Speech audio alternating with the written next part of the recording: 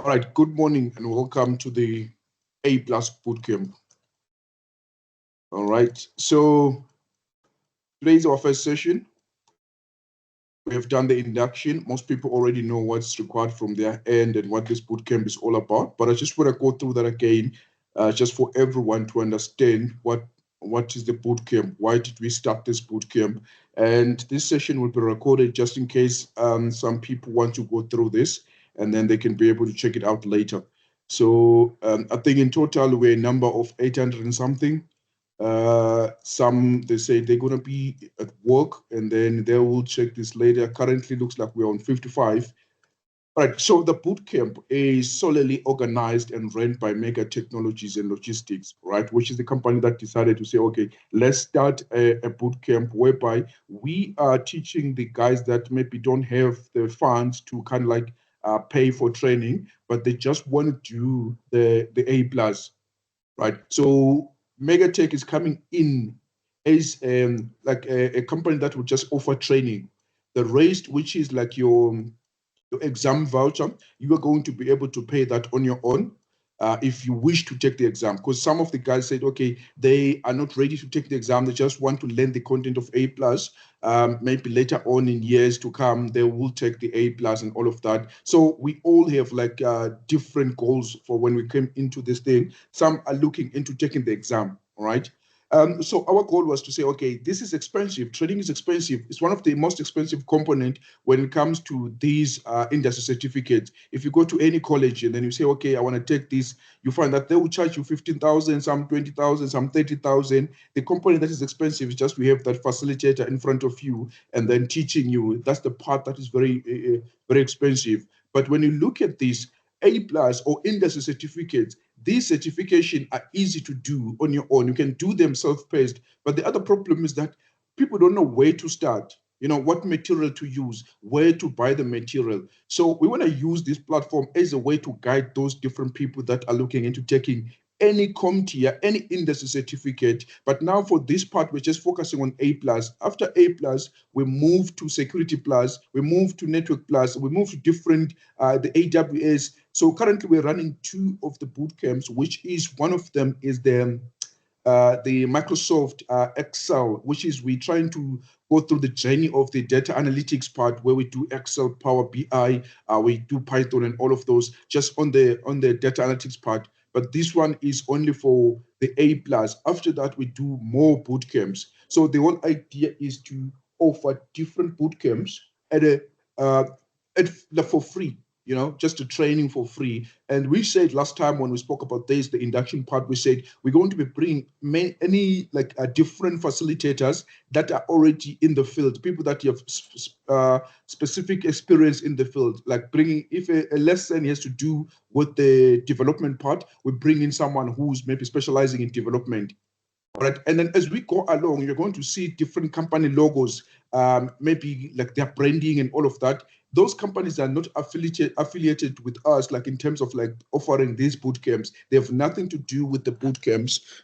You might see those logos or those company branding just because maybe the facilitator works for that company. They're coming in. For example, right now, I am facilitating this under the platform of a company called Advanced Assessments and Training. It doesn't mean that Advanced Assessment and Training, they are part of this. No, right? So if you need anything or any queries with the bootcamp, you need like material or you need to know more about the bootcamp, the company to contact is the Megatech. That's the only company that will be, that is fully responsible for the A plus boot camps or for all the boot camps that we're going to be running. So those are the guys that you can communicate with, and then we'll show you the email address to communicate with. So I want to emphasize on this. If you see any company logos, any logo of any brand, any branding from a different company, because we're going to have people that are going to come in. Someone works for, let's say, for example, BMW. Someone works maybe for FNB. They're coming in, they're using their email address. It doesn't mean that that company is affiliated with with us under the bootcamp part. No. All right. So we understand. And then for communication purposes, if you need anything that you don't understand, you can drop a message, an email to that email address there, Melusi. That's the person responsible for managing and running the admin for the boot camps. If you need anything, like for say you want to purchase let's say material and all of that. That's the only email address that you can use. Other email addresses, we're not affiliated with that. Don't use any other email address like for getting the quotation and everything for like your exam vouchers. No, that's the only email address to use. And then that's our website there.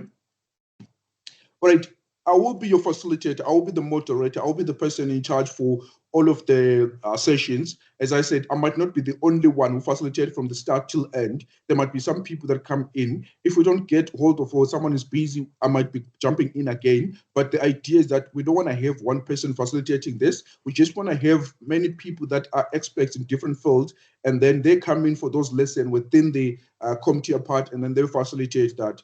But just to get to know me, who am I, and then what have I done in the industry? So my name is Melu Simoyo, and currently I am the managing director for the Megatech, and then I'm also the head of IT in a company that does training. So we focus mostly also on the learnerships, like, taking people in for learnership programs, and then we place them in other companies for workplace. So I've been in the industry for about like 10 years now doing the same thing.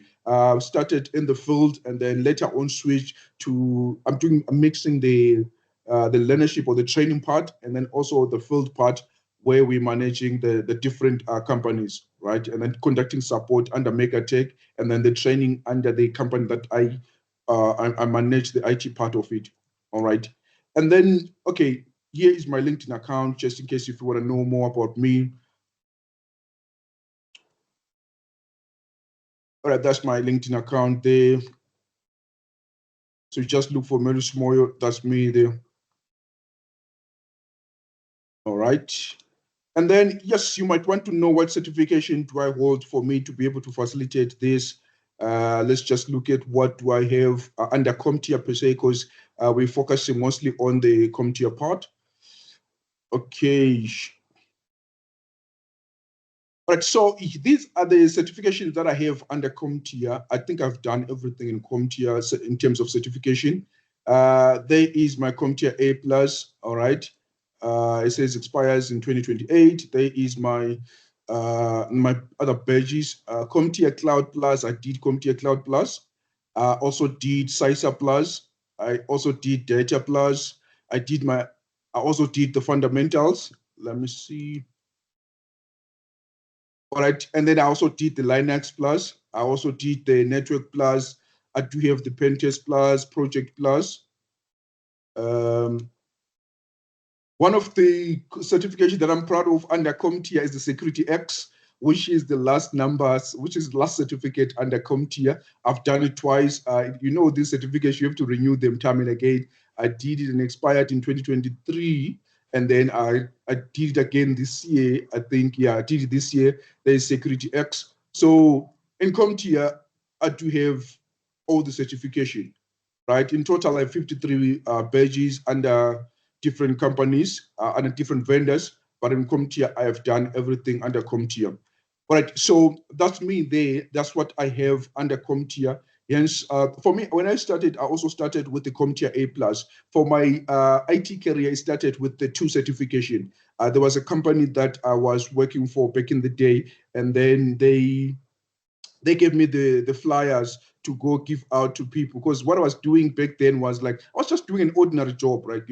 I was the guy who was doing the errands in a company. So they gave me just a bit of history about myself. They gave me the flyer to go issue out by the robots there. And then I looked at the flyer. I was like, okay, they're talking about A+ and Network Plus. What is this thing, And then by that time, when was it? Like, was it 2010?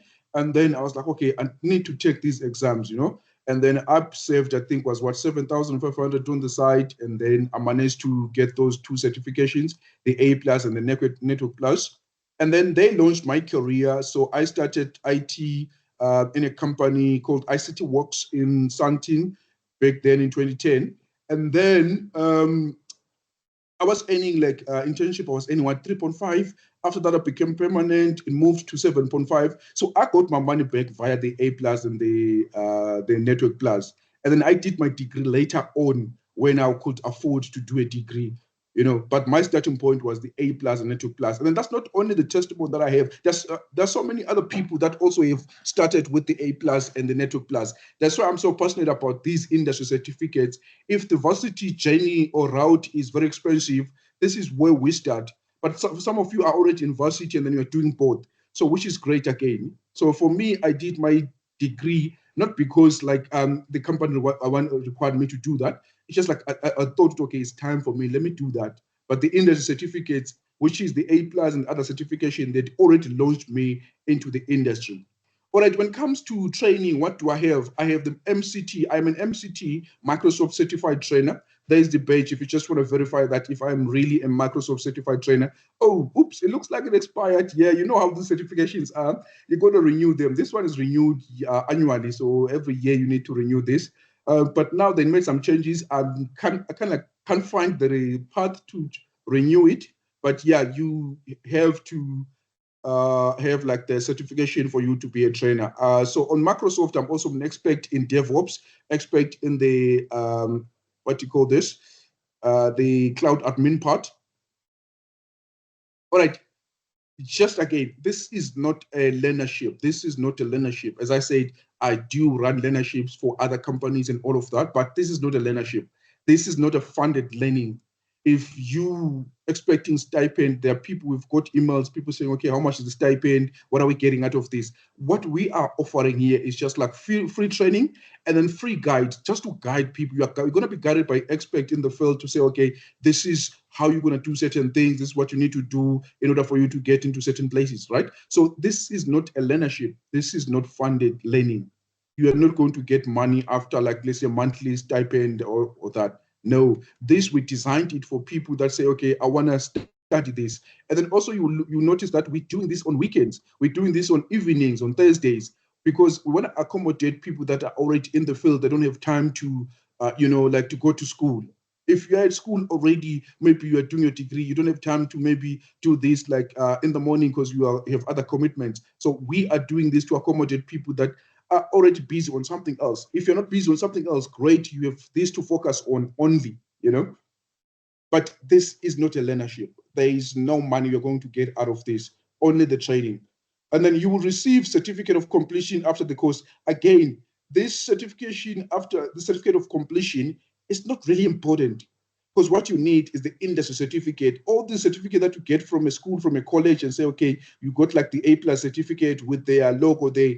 That is not important, that one. It won't lend you a job. You need the industry certificate. Yes, we're going to give you a certificate of completion to show that, okay, you have sat down and then went through the boot camp. Yes, but the most important certificate is the industry certificate. All right. If you wish to take the exam, you would need to pay for the exam voucher. Yeah. So we offer these at a discounted price. Let me see my chart there. If you need any communication, or if you have any questions, right, you can just drop a message on chat or also raise your hand there. Okay, so if you wish to take the exam, you will need to pay for the exam voucher, right? We do get those at a discounted price via the CompTIA. We are partners with CompTIA, so there's a discount that we get, right? So if you go on their site and then you check on their site, you find that the price is 1,950.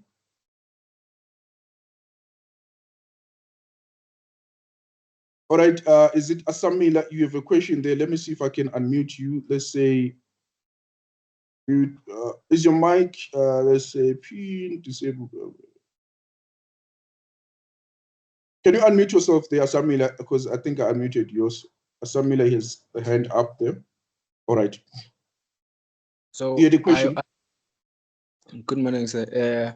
I wanted to ask about the certificate. How much do we pay for it when we want to write?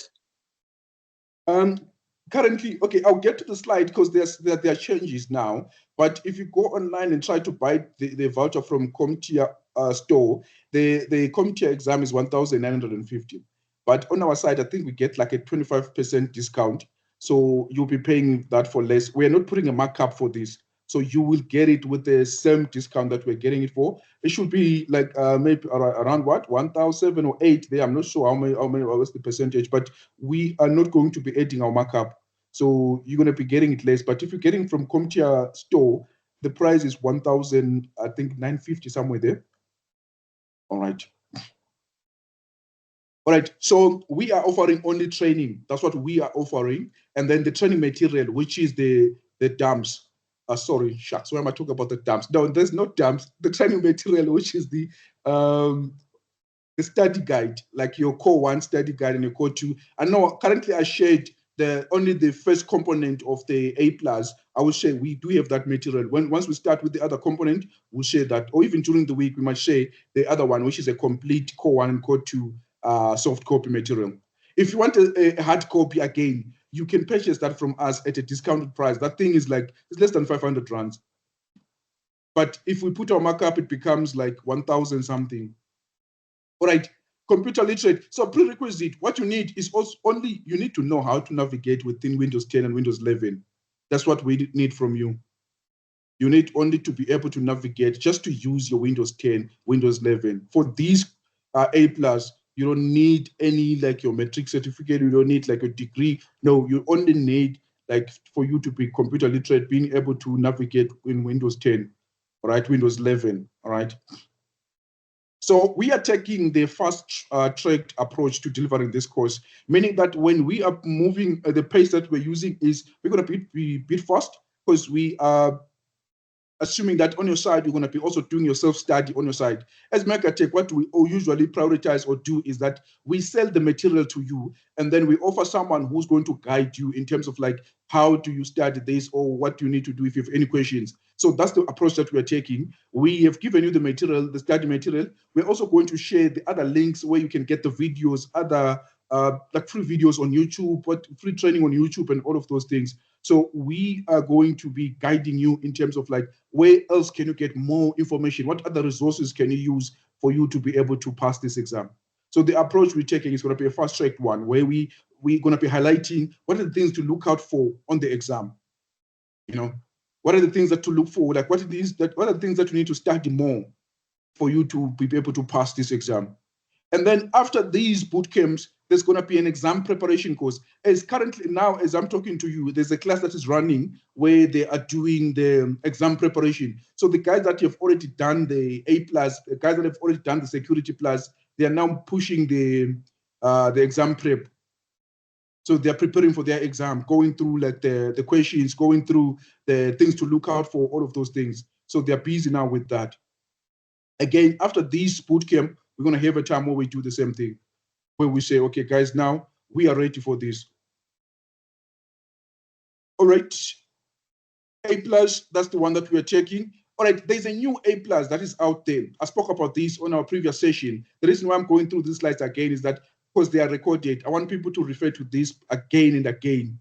All right, A+, what we have, we said we have two, now we have, there's a latest CompTIA A+, which is way expensive. If you look at the new version of CompTIA A+, if you look at the new version of CompTIA A+, check the price, $265, which is roughly 4,000 something, one exam. This is price for one exam. CompTIA A+ is 2 exams. There's core 1 and core 2. So you need to sit for 2 exams. So you need to sit for those 2 exams. And then you can see each exam will be $265, sorry, $265, which is roughly 4,000 something. So in total for 2 exams on the new CompTIA, you will have to pay 8,000, of which the older one that we are, the one that we are pushing now, the older one, retiring version, it's retiring, I think in September there, it's still 1,900. So if you, in total, let's say roughly, that's like what, let's say, that's like 4,000 just to take the core 1 and the core 2. So you see the difference now. CompTIA exams are now expensive. They have seen the demand in the market. They have increased the prices for all of their CompTIA exams. Then if we look at the Pen Test Plus, it was like what, 3,000 something. Now it's 8,000, just one exam. So the prices have increased. They are way expensive now. So you need to take these before. Okay, I have, remember there, let me say allow mic. Remo, what's your correct question there? Yeah, I do have a question. All right. Firstly, good morning, guys. I just wanted to ask this. I heard you say that it's being phased out. So does that mean, will it still be relevant into like the industry going forward? Seeing that it would 100%, it will be still relevant. So when they're retiring it, when you hold, I did my CompTIA A+, when was it? I did it, 2010 there. I never retook it again. I'm still using that same, because when you renew the newer ones, so when you want to renew now, you take the higher certificate. You don't have to go back and retake this same core A+, the A+. So it will be still relevant, yeah. Okay, thank you very much. Question answered. All right. So just to add on that question of Remo's question, now I did my A+ in 2010. I've never went back to say, okay, because now they've updated the new CompTIA, I need to go take that new A+. No, what I do is I take the higher certificate to renew the lower certificate. Microsoft on their side, if you want to renew a certificate, it's an open book. That's the good part. But on CompTIA, the method that you can do is, if you see that your CompTIA A+ is about to expire, you don't have to go back and do CompTIA A+ again. You can take the newer one. Sorry, not the newer one, just the higher certificate, like your Network Plus, your Security Plus. It will automatically renew the lower one. And then the other way to renew CompTIA certificate is to attend these. They have their, what you call these? Their event, their webinars that they run. You get some points there. They have a term for those points. Then they can add to the renewal of your certificate that you hold. So we have two ways of, the ones that I know, you have two ways of renewing a certificate. So the reason why we need to take this one before it retires, right? And then if you want to renew it, you renew it with the Network Plus and the other ones. You don't have to retake the actual CompTIA again. All right, that was a good question, Remo. There might be several people that are asking themselves the same thing. All right, exam names. We are using we're using the CompTIA A+ Core 1 and Core 2, which is the 220 1101. Right, as you saw that on that slide, they are bringing in the new CompTIA, which is quite expensive. You're gonna need like at least $8,000 for you to be able to be CompTIA certified. So other vendors were expensive, like your Cisco and other AWS. CompTIA was one of the certification or certification company to go to for certificates. Because of the price, it was quite reasonable. But now the demand has seen them changing the prices now to whatever it is now, which is quite expensive. All right, we're going to cover the infrastructure, cover the hardware part, the data, the security, software, operations, and services. So, which is CompTIA? We take it, CompTIA A+, we take it as the foundational certificate, which introduces you to different fields in the IT space. You will do a bit of security, do a bit of data, do a bit of hardware, infrastructure, software, which is the fundamentals. I always advise people, don't take shortcuts on A+. You don't need to take if you want to take the other certificates later on in life, don't do shortcuts on A+. You need to fully understand everything within the CompTIA A+, because it becomes easy for you to take the other certification in future because you got your fundamentals correct, you got your foundational level correct. If you do that, then it's gonna be easy for you to pass all these other exams. So get your A+ right, like don't do shortcuts. As you see, like if you want to, in future, let's say you want to focus on data plus, on data science or data analytics, you have already been introduced to data analytics. If you want to focus on cybersecurity, you have already been introduced to security, right? If you want to do any operation and services like your ITIL certificate and then these other certificates, already there's a bit of everything in CompTIA A+. All right, so there's a bit of everything. So what will you become if you get this certification? So right now it becomes difficult to get a job with only A+. You at least need 2. That's also what I go. That made me to get the job. That landed me a job. It was A+ and Network Plus back in 2010, 2011. It was the A+ and then the Network Plus. So I only had those 2, and then I got an internship. As I said, in a company, in another company there, and then that's when And then the good part is that that company was focusing on certification, so they were paying for our certifications as we went along.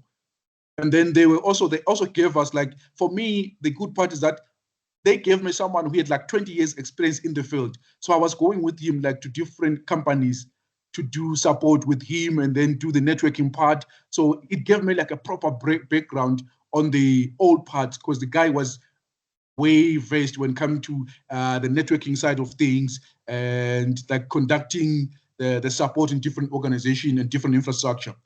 So you can become a service desk analyst, you can become a full service tech, help desk tech, IT support specialist, right? You do this. So as I said, I'm mostly on the learnership side. Every time when I'm facilitating the learnership, we include the A+, so that the guys can have the NQF level 4, NQF level 5, plus this A+. If you look at the varsity structure now, universities now are also adding this to the uni qualification. All right, Remo, you got a question there? Yeah, I do have another question. So with this A+, will it open doors for MSP, like the MSP technician world? 100%, but like the A+, we have seen people coming from different fields as technicians, right? This is one of those that launches you, especially like look at, let's say, like Remo, you have been working maybe as an assistant for someone else. Then now when you get these 100%, it becomes easy for you to land a job or to be recognized within your company to say, okay, this person has this qualification. So in whatever field, MCT or whatever you're doing, you will get like a recognition for this A+. It will just boost your CV, definitely. Okay. So it will definitely make a difference on your certification side, on your profile side. For some, it might not be landing job, it might just recognition within the company that you are currently in. Let's say you're working as, because I saw people that were applying, they were saying, okay, I'm working as a CCTV, what you call these technicians, right? Will this like be recognized? And then I said, no, man, 100%. Someone said, yes, like on their company, they're looking, they just want him to have the A+ for them to be recognized as a technician. I said, you see, so we are all coming in here with different things. Some are looking for, they want to do the A+ to get a job. Some are want to do A+ just to be recognized within a company as a technician, you know, someone who holds a certification on this part. So yes, this will make a huge difference on everyone. Might not be now, for some might be later, but definitely you will see a difference. As they say, when it comes to education, man, like it won't go to waste. All right, so I've compiled dates. As I said, that these dates are subject to change. These dates are subject to change. Why are they subject to change? Because we have people that are in a cooperative, they are working already. So there's sometimes where someone might come and say, okay, I have some challenges, or I'm doing 1, 2, 3. So the dates might change, but currently we are working on this plan. And then if it's a weekend, just know that it's 8:30 a.m. It's on a Thursday, just know that it's 7 p.m. And again, the links, since we are now have, I'm assuming that everyone is on our WhatsApp group.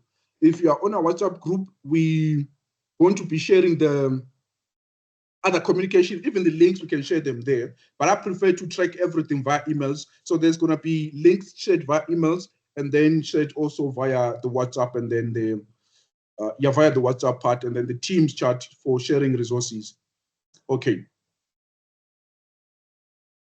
Okay, currently the price is now, before they change everything. So you see now the prices, where is our CompTIA A+, Core 1 and Core 2?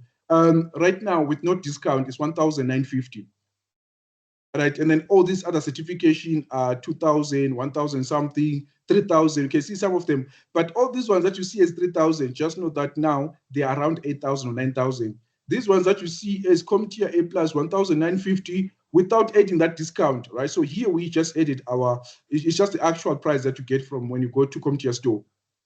Right, so on your side, we're going to ask CompTIA and say, okay, how much is our discount for this particular exam voucher? Then we do that. Here, the prices that you see on our site is MegaTech. Here is for material. Here is for material. Usually, we just sell you the material, and then we offer you a facilitator who will guide you, because we believe that these things can be done like as a self-paced. So most people, they're looking for guidance. They want to know, how do I do this, or what material do I need? So we offer you material, buy material at a cheaper price, and then.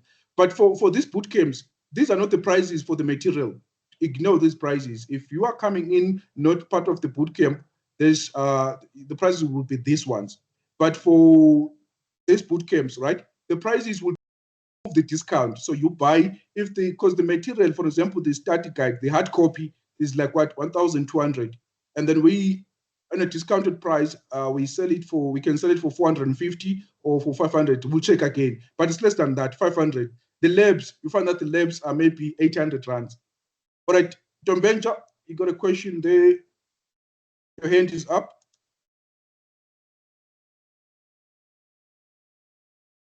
Right, and then for this bootcamp, if you want to purchase material, you are not forced to buy from us. You can buy from whoever is whatever. If you want to go to CompTIA store directly, you can go there. The bootcamps, what we are focusing on is the delivering the training. If you want to purchase from us, 100% welcome. If you want to buy it from, maybe you are associated with the what you call Boston College or these other colleges that you can get them at a better discount, 100% you can go get it from that side. What we want now is to launch some of you into the IT space. There are some of you that have no idea, where do I start? Where do I buy this material? What do I need to go to for these things? You know, so for us, for the boot camps is for just, let's launch people, let's guide them. Because I remember back in the day, 2010, I never went to any college. I never went to any school for the A+ Network Plus. I was doing it from home. Like, I just bought the material from that college that they said that I was issuing out the flyer. It was a self-paced again. And they didn't give me anyone to guide me. I struggled, but I managed to pass those 2 exams. So what I noticed is that most people, they are interested in IT. They just need some guidance. How do I, where do I get the material? Where do I even book the exam? Where do I go to? Like simple things like that. They end up like making people lose interest in this because they are struggling to say, okay, where do I go? You know?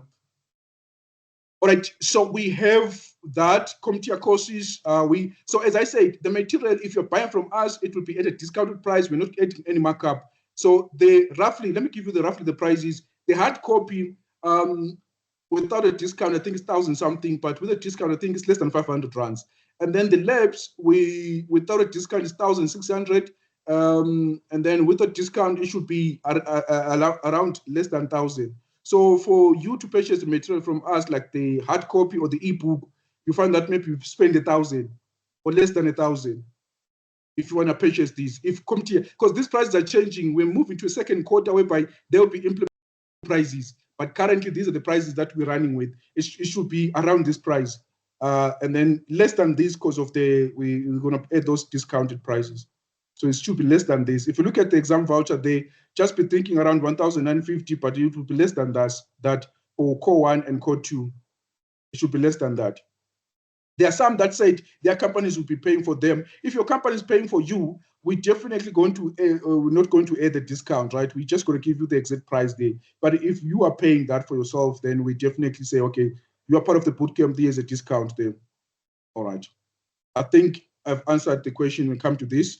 But what you need, again, most of the times for you to prepare, what I advise is you just need the ebook, right, as a guide, and then also labs. Labs are a practical environment, like a virtual environment for you to practice this. Some of you have never been exposed to an IT environment, so you need to have like a virtual environment where you can practice this. I strongly advise that. So it also boosts your confidence to say, okay, I've never been in a workplace, but I've done 1, 2, 3.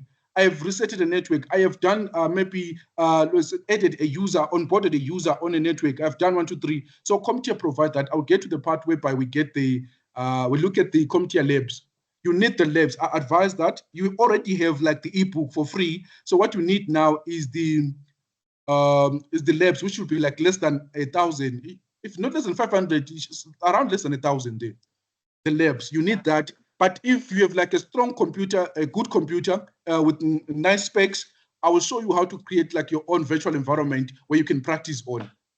If you don't want to pay anything, there's also that route. Okay, you've covered this, the infrastructure, security, software, operations. These are the components that will be covered under that. All right, you will see a lot of like the questions that you're going to see when it comes to you taking the exam, you'll be given a lot of scenarios. Given a scenario, use 1, 2, 3. Given a scenario, troubleshoot this. Given a scenario, implement this network or implement this protocol or implement 1, 2, 3. Given a scenario, configure 1, 2, 3. So these labs come in handy because when you have done the practical on the virtual labs, you will be able to answer these questions. There are some people that have never been exposed to any IT environment. So you need these. You need the lab so that you can be able to answer a lot of questions like this, where they give you a scenario. Given a scenario, most of the questions that you see, like in the beginning of the A+, is given a scenario, and then they will give you like maybe the common one was like a lab, where they give you like a library, and then they say, okay, configure Wi-Fi network for this library, and then block 123, and then do 123, assign this IP address. So the labs, they give you that practical experience. Even though you are not now in a IT field, but the labs, they will expose you to that practical, you doing something practical. IT, as I always teach, when I teach IT, I always say, man, there's no way you can do this thing without the practical part. I can't teach only theory. We need to be hands-on, get your hands dirty, do something, you know, so that you can master that. There's some people that learn by doing. It becomes easy for you to understand something. Oh, this is how you do 1, 2, 3. So we need those two components. You have the ebook. We have the ebook now, the soft copy. Now what you need is the labs. All right, and then I will show you later on how to create your own virtual machine. All right, so CompTIA career pathways. Okay, we looked at the different career pathways. CompTIA official content for CompTIA A+. And as I said, that the labs, ebooks, the books, I've given you the books, the ebook or the soft copy, and then what you need is the labs. We also have exam prep software, but we will take you through that after our boot camps, if time allows us. If nothing changes, if we don't get busy in future, then we definitely have to go through the exam prep, so that we can, and exam preparation can also purchase from CompTIA the exam questions for you to practice. I'll show you what I mean by that. All of these I'll show you just now, so that you have an idea of what you need to purchase for us to move with this. All right, features of official CompTIA. This is what I was talking about. CompTIA A+ labs, we get them from Logical Labs, and then everything's deployed through the CompTIA Choice platform, official CompTIA. All right, the material. Ayanda, yeah, Ayanda has a question there before I move. Let me say allow mic. All right, Ayanda, you can go ahead.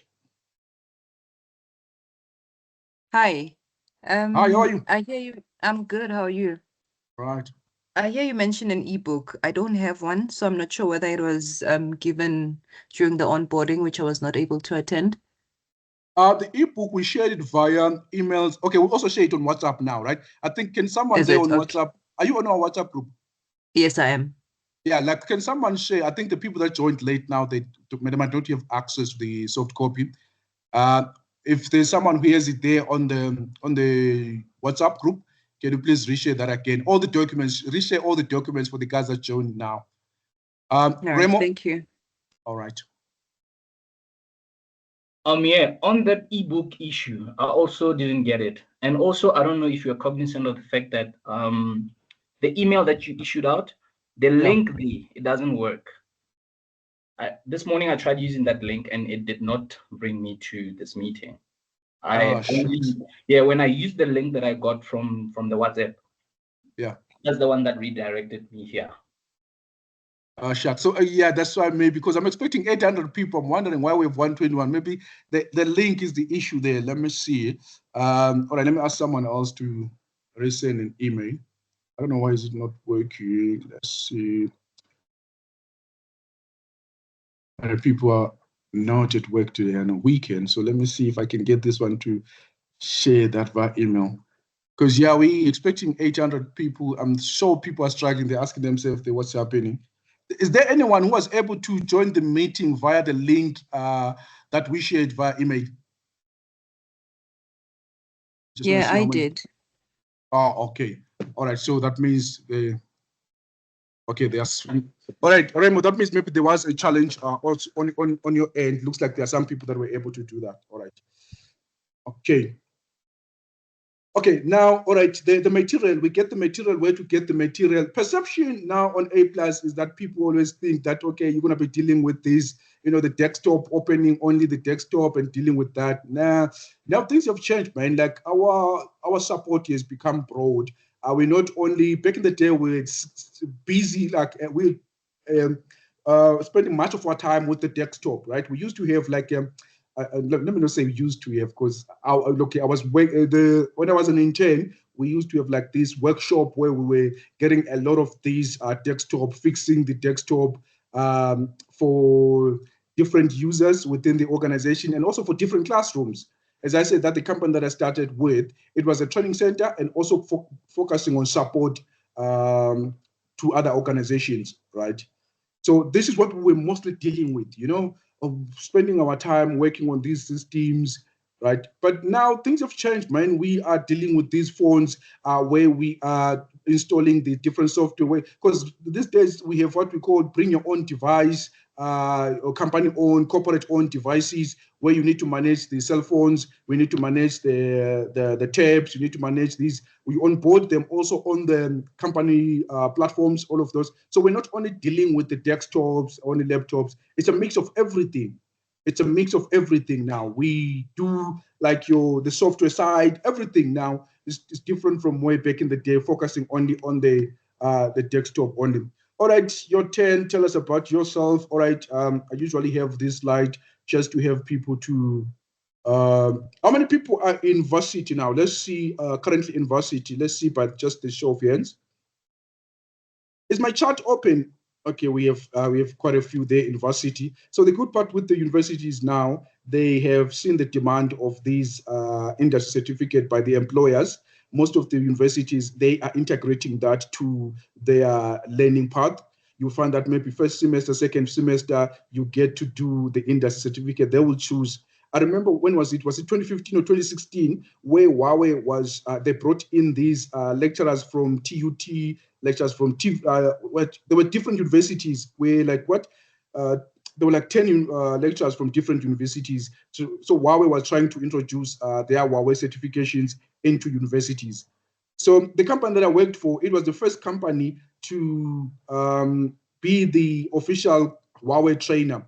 So we're based in Sandton. So they were launching their Huawei certification via our school. And then we're also teaching the different lectures just to onboard them to the Huawei side of things. So yeah, these days, you will see that before you even finish your degree, you already have your industry certificates, because the employers, they are looking for that. CompTIA also have seen a demand. They have increased the prices. It's expensive now, very expensive. The 8,000 only for A+, that's ridiculous. But yeah, the demand, and then maybe they see also the value in that. All right. Can we see the hands of people that they don't have any certificate? They don't have like the metric certificate, because that's the other group that I wanted to cover there. We have gone to like our spend master, like we have gone to different areas where we have people that don't have metric certificate. They're stuck at home. They're saying, okay, I don't know what to study. No, this industry certificate, they can launch you into this into the IT space. We have people that we're working with that don't have metric certificate. They do have this industry certificate. They're earning decent amounts. So we said we also want to cover that group, because on the leadership side of things, we're strictly looking for your metric certificate. We want that. They will tell you, okay, you should have passed your metric with this. But here now we're saying, no, we just want you to be dedicated in this, like you have passion in this, you push yourself, all right? All right, people that are, I see by the different hands there. Let me lower the hands of other guys there.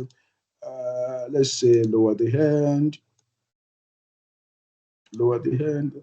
All right, there are some people that are in the field already. They are working as what you call assistants. Is there anyone like that? Because I received emails like from people that are like that. Right, so we do have a lot of people that are working as assistants in different organizations. Now they just want to get these certifications to be recognized as a technician, right? So you need the certificate to be recognized as technicians.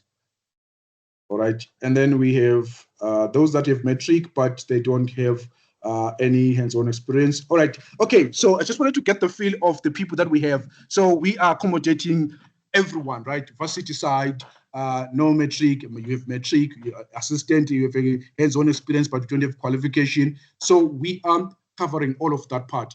Okay, and then here also, in this class, I might have people that already have experience in the field, and then maybe also you're a facilitator, or maybe you have knowledge, you want to share something with the group.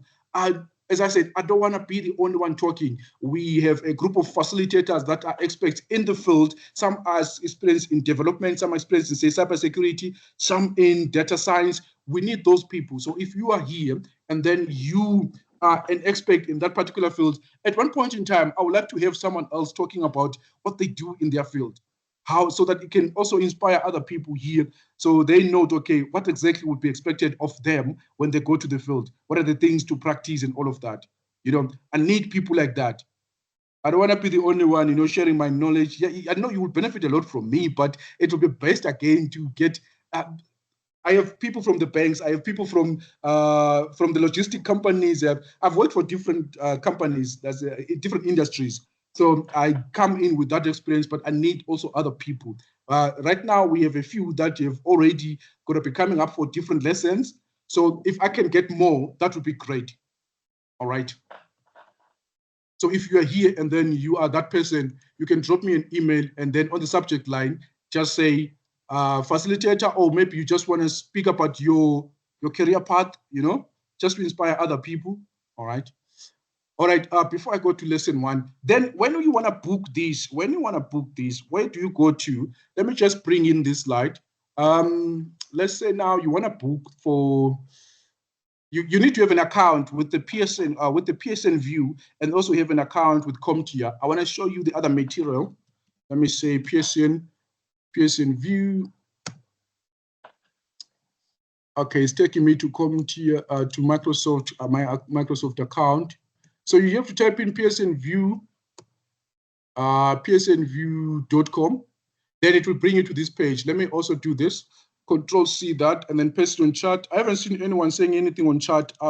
Is our chat locked? Because last time I had my other bootcamp, my chat was locked. People were not able to send anything.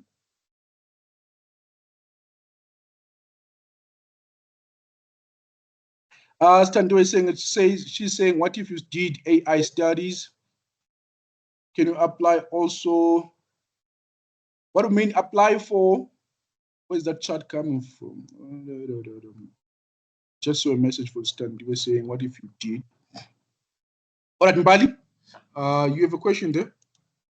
Your hand is up. Or to teach Standiwe Mkhize, 100%. Yes, Standiwe, please send me an email and then just type in there Facilitator AI, where we can have boot camps for, against Standiwe. For this, we're not paying anything facilitators. We just want to do it for free. We want to give back to the community, right? We have gained experience in the field. We want to give back to people that want to gain access to the field. All right, so Standiwe, please just send me an email to teach that. Okay, sharp. All right, Mbali. Hi, how are you? Right, and you? I'm good, thank you. I just have a question, ne? Yeah. I graduated on Friday. I was graduating for a Bachelor of Information Technology in Business Systems. I studied at Rosebank College for 3 years, and I want to pursue a career in business analysis. So I'm just asking, like, do you have, for someone who's been in the IT field for such a long time, do you have any advice for someone who wants to pursue a career in business analysis? All right, we will send you a link with the certification that you can do. Drop me a message, an email. We will send you a link where you can other certification that you want to do, right? You just want to be a business analyst. You want to focus on that, right? Yes. All right, so we'll send you like a link of what certification you can do. Just make it easy for you. All right, we'll send like not even no. I will send that on the. Are you on the WhatsApp group? Yes, I'm on both groups. All right, 100%. So I'll send it on WhatsApp group so that everyone can get that information instead of like sending it via email. Okay, thank you so much. All right. As Pumelele, your hand is up. Let me see if I can unmute you. Allow mic. All right, so today it might be that class where people ask questions, and then so that everyone knows, okay, why are they here? Their questions are answered and all of that. So Pumelele, your hand was up. You want to say something? Yeah. Yes. All right. Can you hear me? Please. Yes, I can. Okay. So I am currently studying business informatics, and majoring in governance, risk, and compliance. So I also want to ask do you have any certifications according to that? All right. So for me, I'm also on the same field with the governance and compliance. The certificate that I did was, so it's just that on that part, these are higher certificates. Governance and compliance is the Security X, which is the CompTIA CISP. And then the other one are your CIS exam, CISSP, and then CIS manager. So those are like your higher level management certification. They're expensive. Okay. Yeah, but those are the ones that to look out for. Oh, okay. And another, how do I become part of the group? Because I'm not in the WhatsApp. Or is it only for... No, so, did you receive an email from us? You Yes, received an email? yes, I did. To join, it just took me straight to here, to the meeting. And then under that email, at the end, there's a link for WhatsApp. Okay, I'll just There are look two for links. it. All right, there are two Okay, links. The thank first one is for this meeting. The other one is for WhatsApp group. Okay, All right. thank you.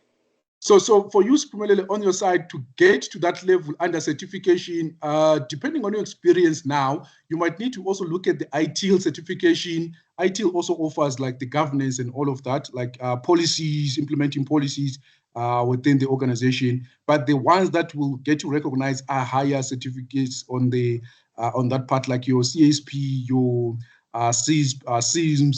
So there are many there. And also, okay, I'll also say the career path for different fields, right? Like for someone wants to focus on the governance part, someone wants to focus on the business analysis part. What do we have under different? So I'll share the part for that. All right, coming back to this, if there's no any questions, now let's say you want to create a profile for yourself, just to have, because when you want to book this, someone also sent me a message, say, okay, if I want to book this, where do I take this exam? Do I take it from home or do I go to the testing center? Do you have to take it with us? No, you don't have to take the exam with us. You can book it, let's say CompTIA. So on this part, I've shared the link there. I've shared the link via the chat. So you need to create an account with CompTIA. So you go to PSN View, and then if you don't have an account, you just create an account here. And then I already have an account with CompTIA. I just want to show you the labs now. Yeah, let's say you can go ahead while I'm opening these slides, opening these pages. I don't have access to your chat. And I also can't see your charts. I'm not sure what's happening. Are the charts logged? Where did I log the charts? Okay, my WhatsApp is open. I will drop this on WhatsApp. Are you on WhatsApp, right? I don't know why is it not how scheduled a meeting, and then, but I saw people dropping in a message now and then. Okay, looks like I logged my chat somehow. All right, now I need to go to meeting settings, open up the chat. All right, we don't have enough time. Okay, let me just quickly go through this. I will reset that. Something's off there. All right, where do we go to when we want to book an exam? So we said we've created, you can even go to login.comptia.org. Let me just grab this. Let me grab this. Let me grab that. Put it this side, and then let me just drop the link. Okay, I see some people were sharing the links that side. Let me just do this, Control V. So the PSN link there, and then this link here. So where you can go create the CompTIA account.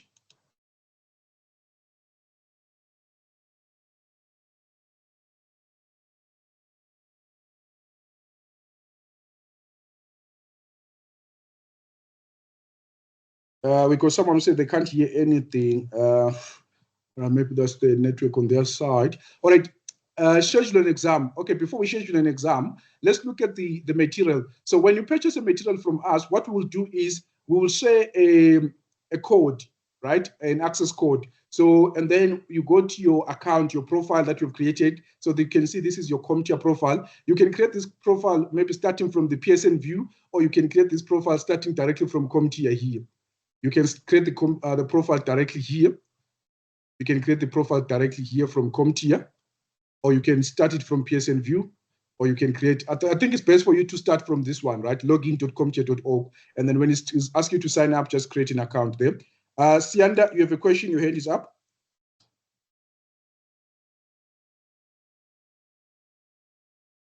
All right, and then I will share this, I will share, let's say you purchase the access code or the material for labs, I will share that with you. And then you click on access code, and then you will come here where it says redeem access keys. So if it's for ebook, if it's for what you call labs, you punch it in here. If it's for exam, the exam voucher, you don't punch it here. Here is just for the material. So you punch in here your exam code, not your exam code, your voucher, right? Your key that I've sent you. Then you type it in here, and then once you have redeemed the access key, all of your training will be on this platform. All of your training will be on this platform. So here is just for you to manage the certification, access training. This is the one that you want.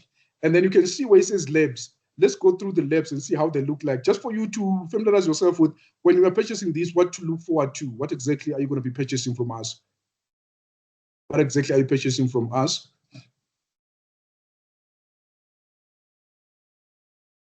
So you can see I have different, some of them expired. They are valid for 1 year. So once you purchase from us, this will be valid for only 1 year. You can see these ones have expired. Purchased this when 2024, then ended 2025. This one 2022, 2023. So right now, the one that is valid is Security Plus. That's the, so I want to show you, I haven't purchased the one for CompTIA A+, but for facilitating this, I need to purchase 2 of them so that we can go through that. So I can do the theory and then I show you the practical of it. So I haven't purchased that. I will purchase it and then we go through that. Zwanem Tutuzi, your hand is up. Want to say something? Sorry, I clicked it by mistake. Sorry, sir. All right. All right. So once you have clicked on your, say, let's say CompTIA Labs, it will take you to this page here, which is CompTIALabs.com. And then you'll see all of your redeemed labs, right? They will show up here. So let me click here on this one, just for you to have an idea of what I mean by the labs. How do they look like? You know?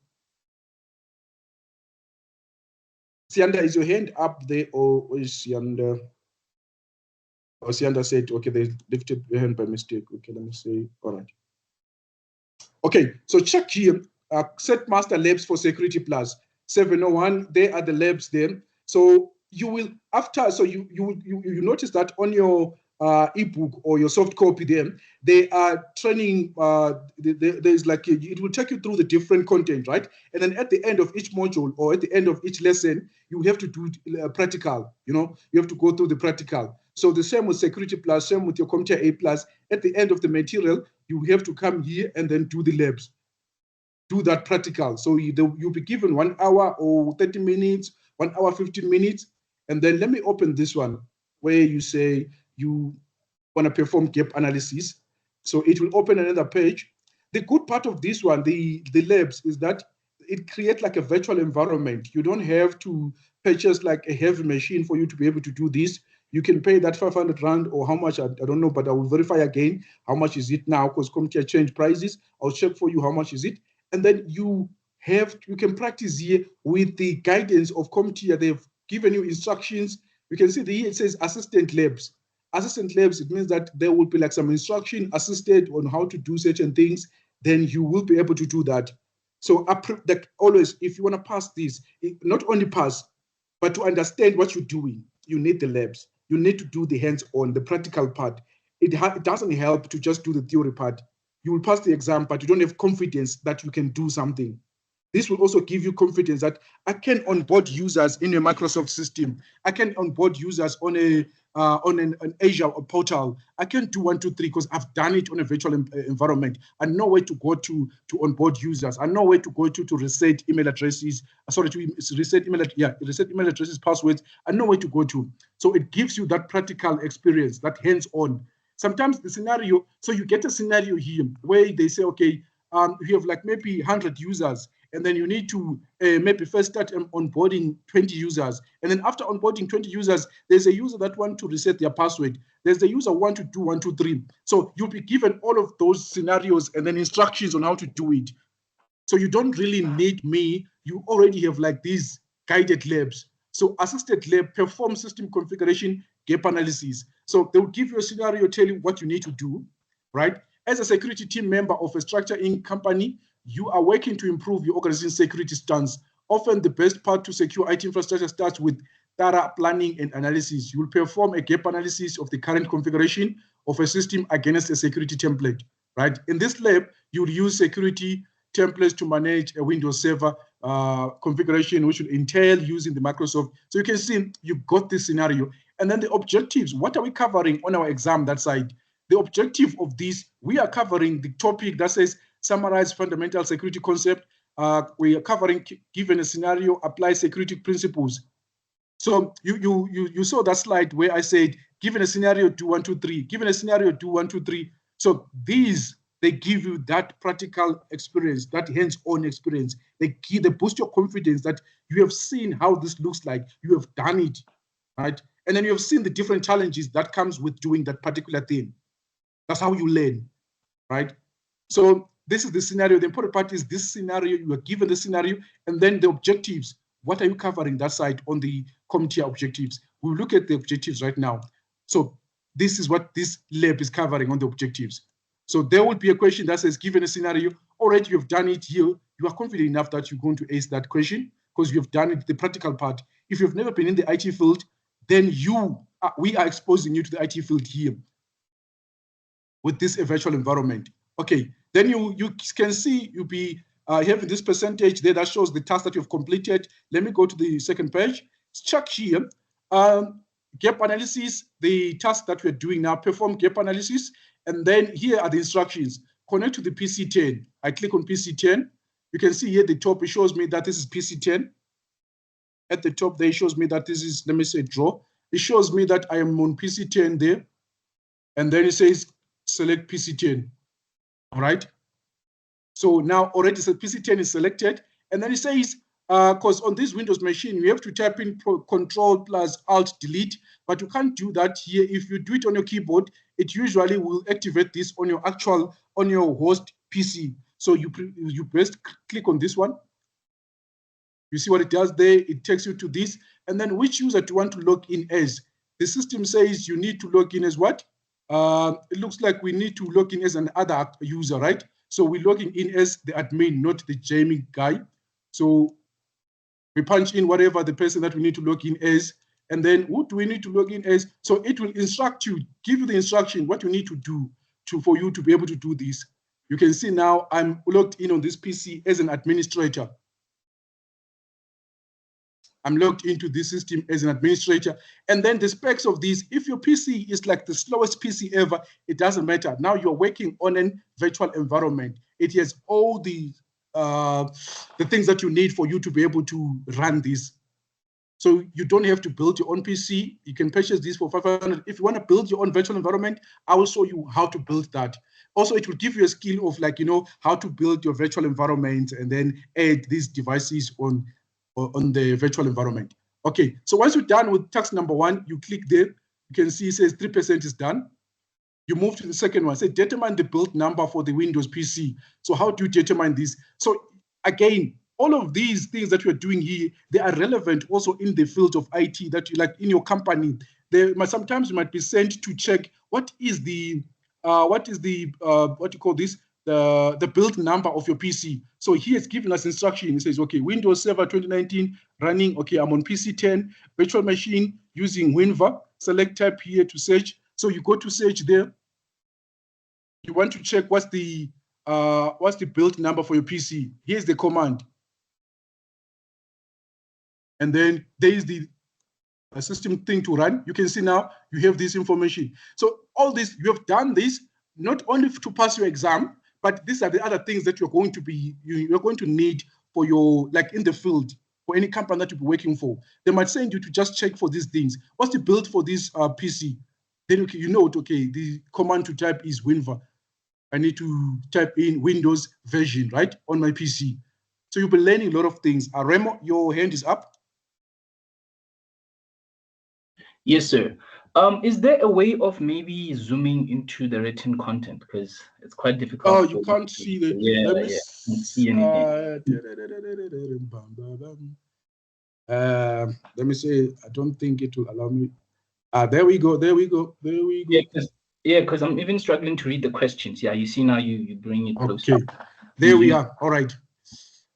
Okay, so yeah, these are the things that you'll be required to do. So for A+, it will be relevant for A+ part 1. Tuduzi, your hand is up. I'm not sure if was it up before or is it up? Yeah, it is. It is up, sir. All right. Yeah. From your commands, you've just clicked there and then you've opened the instructions. Can you at least instruct the users on, you open command prompt and then you type in the command? That's where you're going to see the information Am I right? That information that we just displayed now. Yes, because Yeah, there's so many ways. Here's the thing with Windows, right? Any Windows system, there's so many ways of doing the same thing, right? Someone else, that information that we just received now, someone else might do it, find it in a different platform, right? Yes, there are so many ways of doing that. Yeah. No, the reason I'm saying this, because you have your notes on the site and then you click and then it opens. Yeah. You understand? So maybe some of the users didn't understand. So I was asking maybe if you can go to Windows and then you go to CMD, you run it as an administrator, and then you type in the command so that they can understand. All right, 100%. Thanks for that. Yeah. So like this one now is on a virtual environment, right? Like this is not running actively on your current PC. So this is what you're going to be doing on the virtual environment. So as you said, like some of you might not have the skill to build your own, or your PC doesn't have like the right spec for you to build, to virtualize this environment on your platform. So we have this now as a way of doing this. The good part is you get the instructions, you get to learn. What do you need to do now? It says they're about Windows, like, so you do something else. You read the instructions there, you do that, and then select, okay, read the instruction, do that. Open PowerShell.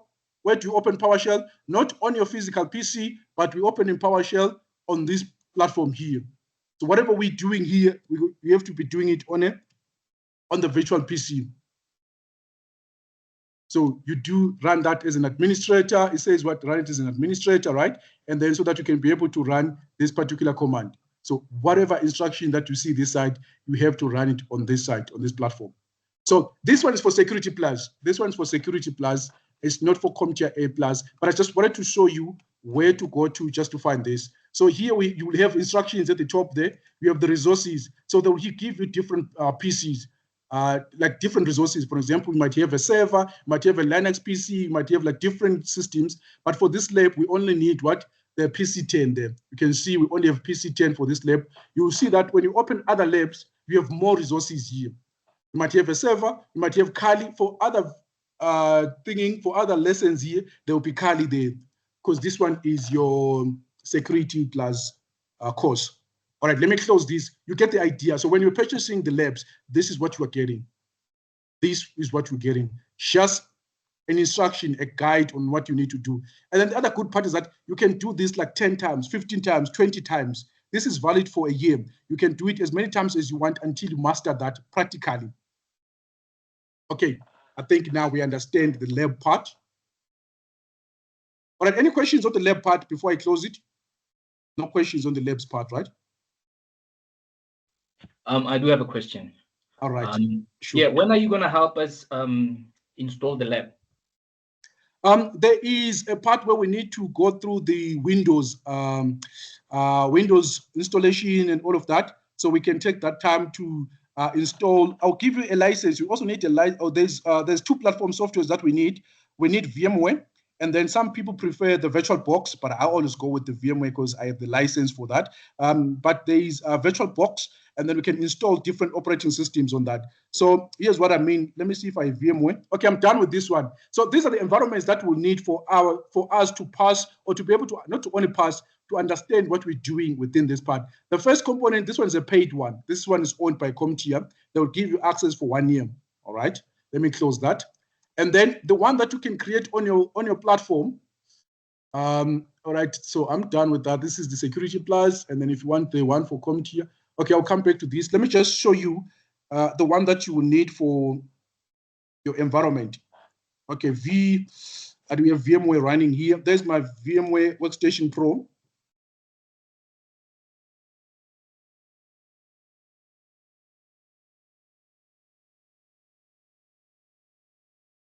All right, so for that, if you want to create your own environment, but there won't be any instructions coming from CompTIA and all of that. So you can see on my side, I have Security Onion, I have Kali Linux.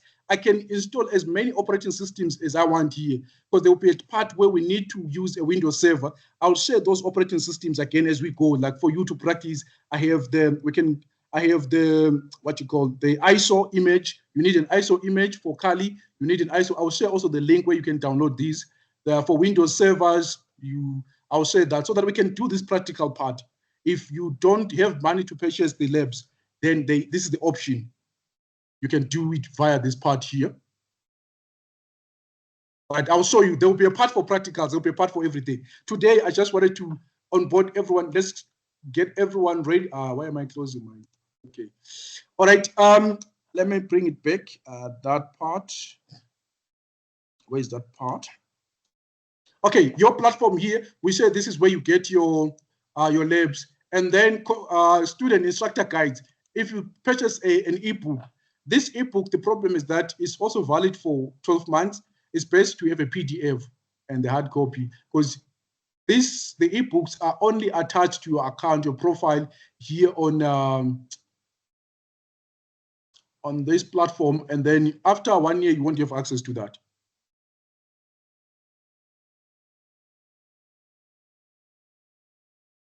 All right, once you purchase also this, we have these, check here, CompTIA A+, Core 1 and Core 2. So official CompTIA A+ instructor guide exams. So you can see I have all these material. What do I have here? I got the instructor guide, I have the student guide. This is where I downloaded the PDF just to share it with you. Okay, this is the plug.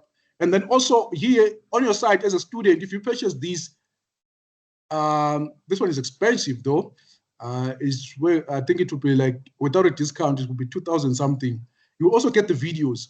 You can see. So every lesson, you go through the lesson 1 to the last lesson there, lesson 20. There will be also videos. Lesson 1, you can see explain cable types and connectors. There's a video for that. So you get also videos. So if you purchase this one is quite expensive compared to the other materials. This can be without a discount. Without a discount is like what, more than 5K, and then with a discount is 2,000. Where you get the ebook and then other resources here, and then the videos. So this one you need to pay for that, but it's expensive. If you don't need this, we can go. There's Professor Mesa. That's the guy that we go to for CompTIA A+. I'll say he's just look for Professor Mesa on YouTube A+. He will take you through that. You don't need to purchase this. This is just the videos that you can also get for free. But for you to get these other resources, but I've given you the soft copy there, so it's fine. You just need practice. What you need is also practice exams, you see. So this one is expensive because you get the videos, you get the practice exam questions, you get the assessments, you get like the other resources. So you can see installing motherboards and connectors, you need to go through that, and then move to the next one, installing system devices. So you're testing yourself after each and every module, after completing your, let's say what you call this, after completing your labs, and then also completing the theory part, then you want to test yourself, are you good with this module, lesson 1, then you come and take the exam here, the test here.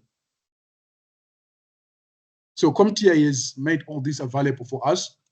All right, I'm done with where to get the material, what is required from your side. No questions, right? Any questions?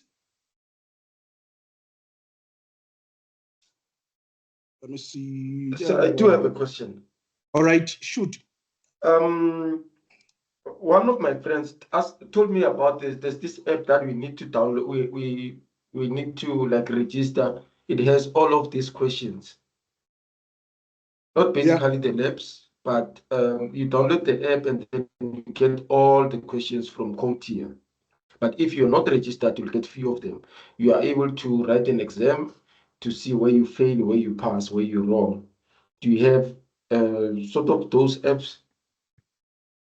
So what I have is this here under CompTIA. I purchased this, the official CompTIA. I'm assuming that maybe that person was talking about the dumps. The dumps are not allowed under CompTIA. So dumps is just like you are cheating. You're just getting the actual exam questions and then all of that. But the ones that are just to the exam question to test yourself, these are the ones that are created by CompTIA. I purchased those, but these are for Security Plus. So let me see. So I don't have those apps.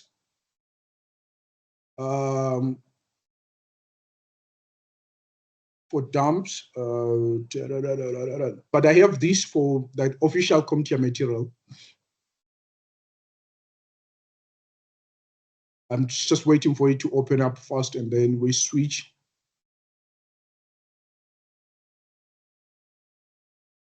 So you can see, yes, I do have these questions here on this platform on CompTIA. You can purchase, we can purchase the Set Master Practice for CompTIA A+. You can purchase that, and then you take these different questions, and then you have now these exams here. Can you see now? If I want to retake this, I have my learners here now that are doing Security Plus. I think they're taking the exam, I think month end. There are like 40 learners that we started with. They are ready for the exam. They should be starting with the exam. The first one is starting, I think, the first week of the last week of this month. Yeah. So you can see this is the practice test exam, official from CompTIA, not the dumps. And then you can see time left there. It will give you so it gives you the feel of the actual exam.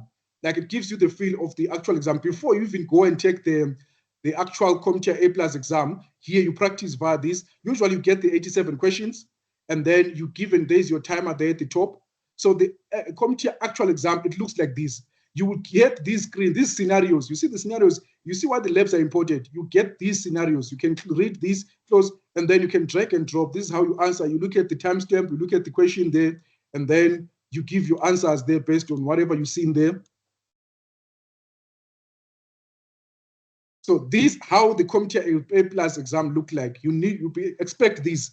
The first question is going to be like this, where you are required to conduct a task. Given a scenario, do 1, 2, 3.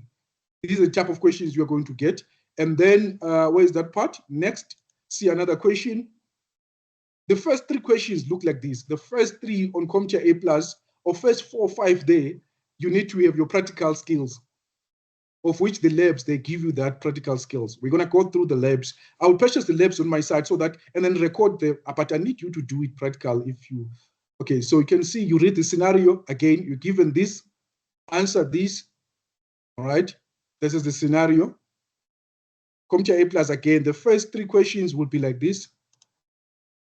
We call it the performance-based questions. They are performance-based questions. Let me say, let me say flag for, you can flag these questions so that you can be able to come back later. What did I do? Yes, I said all. And then next, there at the bottom. So when you're taking your A+, these are the things to look out for. It will be like this. For what I advise people that are taking these exams, the first 3 questions or 4 questions, please flag them. They'll chow much of your time. They will eat your time. You realize later that you don't have much time. So these ones, the performance-based one, I always tell people, flag these ones. You come back later. They have many marks, but they will spend, they will chow much of your time. You will find that, okay, your 10 minutes or 20 minutes is gone trying to answer these questions. So you flag these, and then you move. You come back and check them later. And then you focus on these ones, the multiple choice. Do your multiple choice questions and then answer those. You move. Once you're done with multiple choice, it will show you all the flagged questions. Then you go through the flagged questions. Now, when you have time, you've completed everything. So just to save yourself time, not to waste, because most people, they end up not finishing the exam because they spend their time on these ones. They spend their times on these ones. You find that they even fail these ones because these ones are tricky. So you might pass your exam just by getting, let's say you get all these ones correct, then fail these 3, you might pass your exam. So it's safer for you. If you don't trust your practical skills, it's best for you to start with the multiple choice. Finish all the multiple choice, and then later on, you go through the flagged ones. Now, when you have time, you know, okay, you are done with your multiple choice questions. So this platform, I think, was what to do to ask the question. Yes, I do have the app. The app that I have is under the official CompTIA platform. Yes, that's the one that I have. The dumps, I don't have the dumps. All right. Any questions? I think we now familiar. People now understand what's the bootcamp all about, what's expected on their side, what they need. Now we've brought everyone into the page. As I said, going forward, if you see any logos of any company, we are not affiliated with that company. That company has nothing to do with them, with this. Don't go to that company and be like, okay, I'm in your bootcamp. Please help me with that. No, they won't help you because they don't know what that bootcamp is. Can you see there at the top? I'm under that company. That's another logo for a different company. I work for that company on other things, but don't go to them and be like, okay, I need 1, 2, 3. The company to go to is Megatech. We gave you an email address. And then quotation, you only get it from a domain called Megatech. If someone else tries to say, okay, they send me money under this, what you call, other different email, if it doesn't have our domain, please don't. Like, you should check the domain. The domain is megatech and logistic.co.za. Email, quotation, account to pay for, it should come from megatech and logistic.co.za. If it doesn't come from that domain, okay, the email to contact or to communicate with regarding this, it will be only one email address, melusi@megatech and logistic.co.za. All right. Other than that, we are not connected to anyone else. Okay, we are done. Now it's time for us to look at the material. All right. Are we all comfortable? Are we good? We understand now what's required on our side. I think now we are good with the introductions, everything comfortable. People had questions, they asked their questions. All right, 100%. So we are starting with the core 2. We are starting with the core 2. Let me open up this. We are starting with the core 2. With the core 2. Why am I starting with the core 2? The core 2 because it starts with the operating systems. I have shared this with you guys. I've shared this, which is called the exam objectives, core 2 objectives, 220 level or 2 core 2 objectives. The objectives, they got all the type of question, got the what you call the technologies or the concept that you're going to be asked on the exam. And then it also has the weighing. The weigh-in is this one there. It shows you how many percentage of questions goes to the operating system. So you're going to be asked a lot of questions that are relating to operating systems. So you need to know your operating systems, because 31% is taken from that. Security, 25% is taken from security. CompTIA A+, the passing score is 700. So the weighing is like your 700, 100 to 900. So your passing score is 700, right? Number of questions to expect is 90. And then the length of time is 90 minutes. I'm assuming that's like what, 1 hour, 30 minutes, if my math is correct. And then recommended experience, they say 12 months. Yeah, they recommend that. That's the recommended one for 12 months. But you can also, as I said, on my side, when I started this with 0 experience, with no instructor.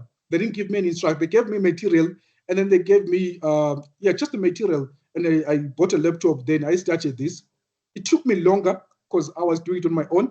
I focused on this, and then I managed to do it like with 0 experience. So if I managed to do it with 0 experience, and then now, and no facilitator or no instructor, I managed to pass it. Now you have an instructor, now you have a group of people. On my side, the other thing that I lacked was I didn't have a group of people to help me with. Right now, we are 800 of us. We all have different knowledge in different parts of this qualification. We know different people, we know different resources. We will be sharing those resources with everyone. So there's no way you can fail. We are enough to pass this. We have enough people or enough ideas or enough people to support you on the side to be able to pass this. On my side, I didn't have anyone. It was only me, no instructor.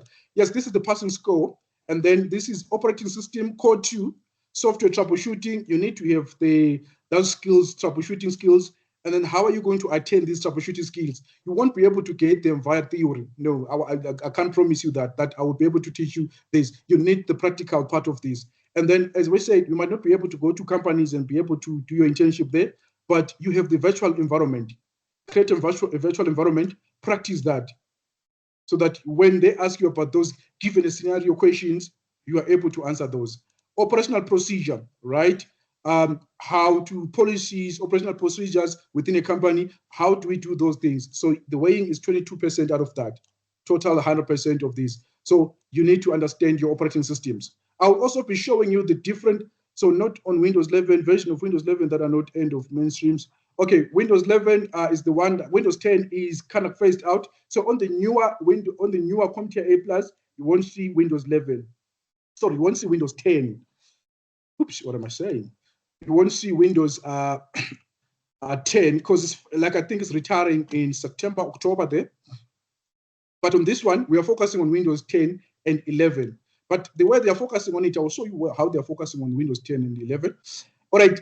So now when you are, before you take your exam, you need to come here and tick what you now understand. What you now understand. Before you take any exam, you need to look at your, if you have to print it out, you need to print it out. If you have to just maybe do like a digital way of highlighting these, highlight those parts. So if you understand what is these Windows 10 editions, what are editions, you tick, you take, okay, I'm fine with this one.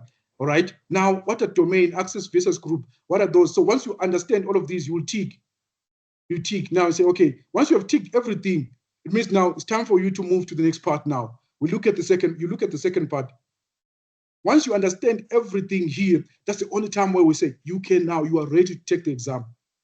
You are ready to take the exam. Because some of the things here, they might not ask you the questions directly, but there will be a question there that maybe have an answer coming from this. If you don't understand that part, then it throws you off in that question.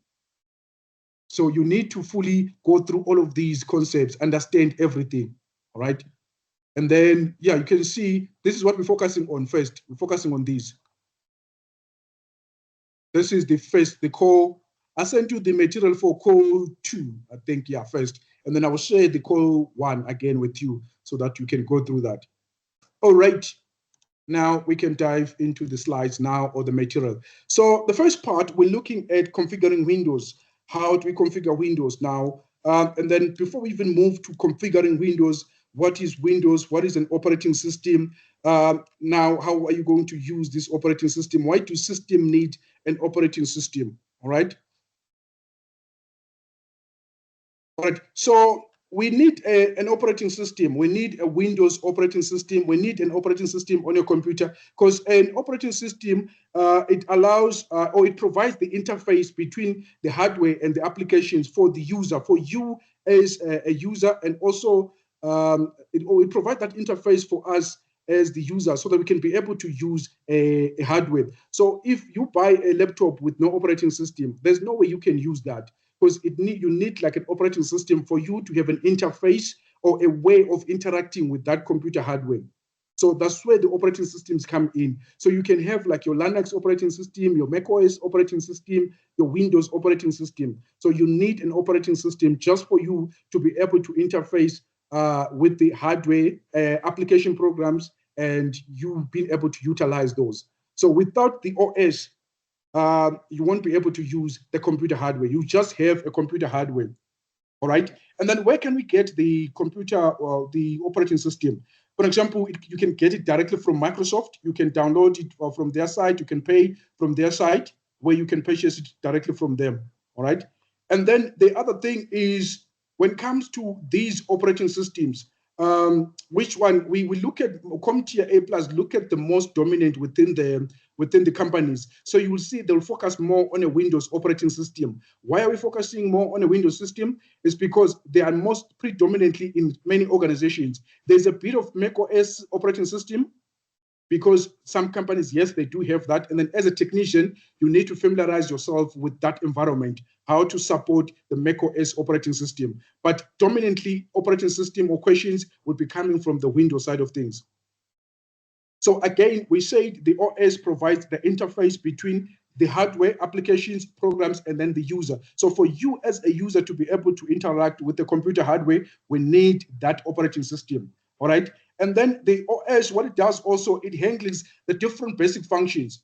So for us to be able now to install a software, we need the operating system. So the software will sit on top of the operating system, and then the operating system will be that platform that allows us to add any other software after that. So it will handle all the input and the output system processes within your computer. So we need that operating system we need an operating system for those purposes, for those things, all right?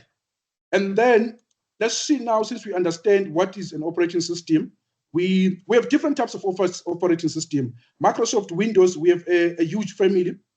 It's a big family. We have like your Windows 10, Windows 11, the older ones, your Vista, your DOS, and all the different operating system, XP, Windows 8, 8.1, and then currently on Windows 11. As I said that they're phasing out they're phasing out the Windows 10. I think it's retiring or it's coming to an end in September then. All right. So those are different operating system. And then also we have Linux. Linux is a huge family. Linux is a huge family. All right, configure Windows user settings. It's your responsibility as a technician. It's your responsibility as a technician to be able to configure Windows operating systems, right?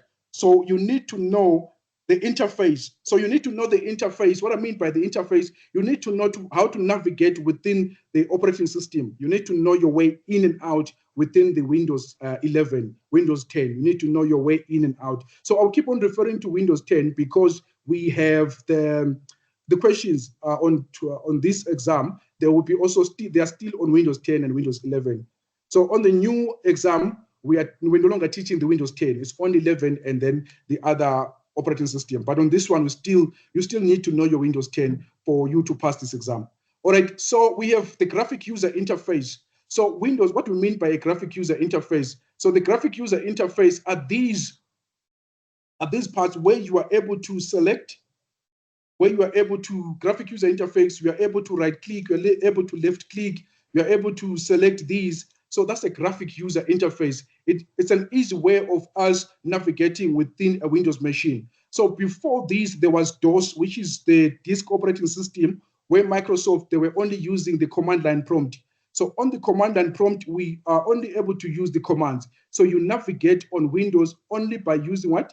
Those commands. So when we're talking about the GUI, graphic user interface, we're talking about this, that you are able to left click, right click, able to have a menu that allows you to select different things. When we are talking about the shell or the DOS, the disk operating system part, we are talking about the DOS part, which was the first operating system under Windows. It was mainly used by the only the engineers or the technicians or the smarter people. So it was designed for those people, the DOS part, until they commercialized it, where they allowed the users to use the operating system. For example, they came up with this, the graphic user interface. So they changed. So what do I mean by the DOS? How does it look like? Just to have like a, so check here. So we have this, the command line prompt. So whatever you wanted to do, you were supposed to type it here. So it was only this part for navigation purposes. If you want to navigate on this system, let me just bring in this correct CMD there because I'm on the PowerShell. Let's run it as an administrator. All right, so now graphic user interface, we've looked at what is a graphic user interface. That's a graphic user interface at the bottom there. We showed you, let me highlight what is a graphic user interface again, just for you to, so that's our graphic user interface, this desktop part, this desktop area. We're able to navigate by right clicking, left clicking to open applications. So we said before this, we were using the DOS part where you open a PC and then it welcomes you to a black screen, which is the shell, right? Command line interface shell. And then in order for you to navigate here, you're supposed to type in commands. So there were commands that we're supposed to type in. We are still using these for networking. We are still using these for creating certain things. There are people that are still, it's very, very much important, like on the tech side. We still use the command prompt, the PowerShell. So you will see the different commands that we're going to run. So when we're talking about the DOS or the shell, we're looking at this. When we're talking about the command line or the graphic user interface, we are talking about these options. So first, the DOS was looking like this, and then the graphic user interface, it looks like this, right? So that's what you're going to be asked on the CompTIA A+, the difference between the graphic user interface, and then what's the difference between the command line interface or the shell part. How does it differ from the other part, right? So in the difference is that this side, we are only using commands. Only the keyboard will be used here. If you're using your mouse, you can use it for few things, like maybe right-clicking and then pasting something that you copy. So it's limited. Most of the time is your keyboard here. You're using your keyboard to navigate around here. Let me give you an example of what I mean.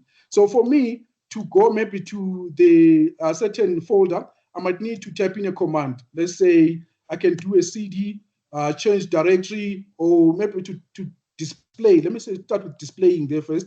dir. So the dir is a directory, display the working directories. So it displays all the directories that I have. So if I want to navigate or open a different, or go to a specific folder here, I can use what? The CD. So on this platform here, mostly what you are using is the command. For navigation is the command, all right? So that's the graphic user interface. And then what is the desktop? What do they need you to know about the desktop? When we are referring to, when someone says go to your desktop, most of the time is they are referring to Windows 10 desktop there or Windows 11 desktop. They're referring to this area here, right? Or just go to your desktop and look for maybe a specific folder there on your desktop. That's the part that they're referring to. right? Some of the questions here, they might not ask you, it's just for you to know them, okay? Just for the lingua within the IT space, when someone is talking about the desktop, what exactly are they referring to? Right, we say that's the part there. And then we have the start menu. So the start menu is this part here. On Windows 11, we have moved this, the Windows logo. In Windows 11, they have moved it to it's somewhere here in the middle there. So that's the start menu. You can right click that, you can left click it. So to get different menu, it will give you different options. And then we have the taskbar. The taskbar, it gives you like your instant search. Your instant search is this one. So what do we use the instant search for? The instant search is mainly for you to kind of like quickly find what you're looking for. Let's say you know that there's a file that you have saved within the system, and then you want to quickly locate that particular file. Then you can type in there on the type search, instant search. And then we have your task view, right? You can check also here, right? The notification area. Check here what we have. And then we have like the view here. You can see all the apps that we have opened, and then you can pin down your apps directly there. So we can pin all of these directly there. Why are we pinning them? Just for you to easily access them. And then here, what are the other things that you're going to do or use on this part coming to as a technician, right? Is most of the people you right click here just to get the task manager, the task view. For you to get the task manager, you will right click there, the task manager. That's the platform where you can get most of the information there for you to make some changes on the system. The task manager, you can right click on the platform. So that's the basic things within the Windows 10 and within the Windows 11. So the interface is the same. It's just that maybe you find things in different locations. For example, here we said the start is on this part, and then on Windows 11, it just moved there. So every time Microsoft, when they introduce the new versions, what they do is they kind of like let go of the other features. They introduce the new features. And also what they do is they like to move things around. They like to move things around. And then also what Microsoft is known for is the naming, changing of names of things. If you go now to your Active Directory or your Azure portal, you find that they have different names always. They always like to change, to rename certain things. All right, so now I think we are comfortable with the desktop part. We said we have your start menu, where the button where you can right click it, you can left click it to get the different menu there. And then we have the instant search box where you can go to get to search whatever item that you're looking for, to quickly find what you're looking for. So you can tap in there on search. And yeah, we've looked at the, let me see the next slide if I have the interface of Windows 11. So check now. So I was on the Windows 10. This is the interface of Windows 10. How do I know which one is Windows 10? Usually the easy way to find that is the start menu there or the Windows logo. When you look at the Windows logo on a Windows 10, it's usually by default pushed to the left side. And then also depending on how many applications are open, you will see that your Windows 11 is usually on this. If you open so many, it ends up pushing it to the side. But by default, just know that the Windows 11, it will be here. And then the other difference is this part here. It's the design of this. Let me say draw. The view here, you can see how it looks like it's curved. They just changed like few things there, how it looks like. And then on a Windows 10, let's see, I think I have a slide where I've opened comparing the two. Yeah, there's what I'm comparing the two there. You can see Windows settings and control panel. So this is Windows settings. If you wanna, so where do you get the Windows settings? When you wanna go to Windows settings, you can even tap it on search there, on the instant search there, tap in what you're looking for. And then you can see Microsoft, as I said, they are known for renaming things. They are known for changing things. If you don't, go through their certification time and again, you will come back and then find that something else that was called 1, 2, 3 now is called 5, 6, 7. They always love changing things. So not only on the Windows operating side, also on cloud computing. If you go to Asia, if you are doing Asia and then you don't renew your certification, when you go back there later on, you find that the names are changed. So here's the comparison between the two. This is the Windows settings for your Windows 10. This is how it looks like. You can see there the sharp corner and then the ordering of certain things there. We have your systems, if you want to know, display sound notification power, and then your devices, if you want to change anything within the devices. and then the phones, the apps. So they kind of like moved things around when it comes to Windows 11. Right? And then when they introduced Windows 10, we thought that maybe that was going to be the last operating system. There were rumors that that was the last operating system, but things changed. They came up with Windows 11. So they keep on updating these based on the demand from the market, I think, and then they add what matches the current demand. So on the Windows 11 and new Windows that's going to come, you find that maybe the AI will be dominant on that. All right. So this is the difference between the two. Windows settings there. And then on the Windows settings, this is where you change most of the things. This is where you change most of the things. And then we have the control panel. Now they call it the legacy settings part, the control panel. Every technician who started back in the day, this is your go-to place. This was our go-to place, the control panel. You find that now most of the things that were control panel, you can still find them now in settings. You can find them in the new settings of Windows 11. But the control panel was the platform that had everything that you needed. If you want to change like all of these, the Bluetooth settings, you want to change network interface, network settings, personalization, apps, accounts, all of these. So we were going to control panel. How do we go to control panel? Type in there on search. Type in on search of your computer. All right, tap in on search of your control of your computer there, and then it will take you to control panel. Let's quickly look at that, how it looks like. On your side, you can do that also on your PC.